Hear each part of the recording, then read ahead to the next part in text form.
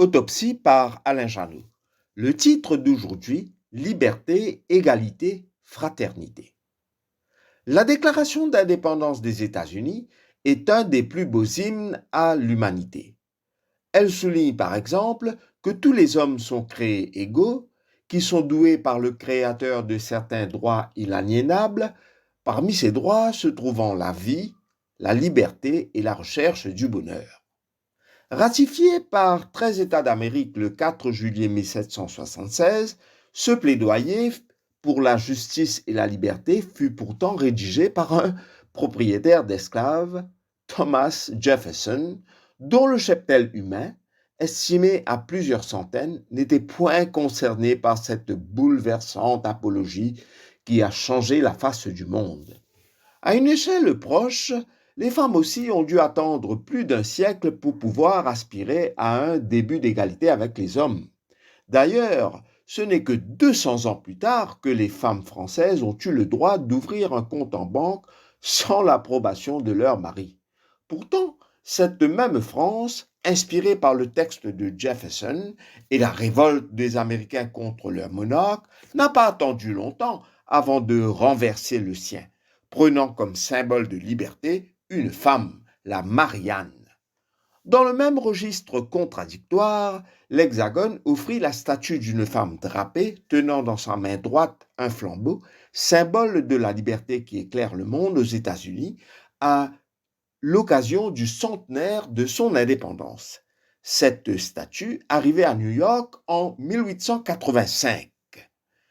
Par ailleurs, année qui clôturait le charcutage du continent africain par les grandes puissances européennes, incluant la France elle-même, lors de la conférence de Berlin. Celle-ci fut suivie de la colonisation rapide du continent africain avec son lot d'exploitation, d'appropriation et de dépersonnalisation sous la couverture de la civilisation. La lutte pour la liberté fut longue et ardue pour les Africains. Ainsi, le Ghana allait être le premier pays à s'affranchir du joug colonial le 6 avril 1957. Presque tous les pays du monde étaient présents à cette occasion à travers leurs représentants respectifs.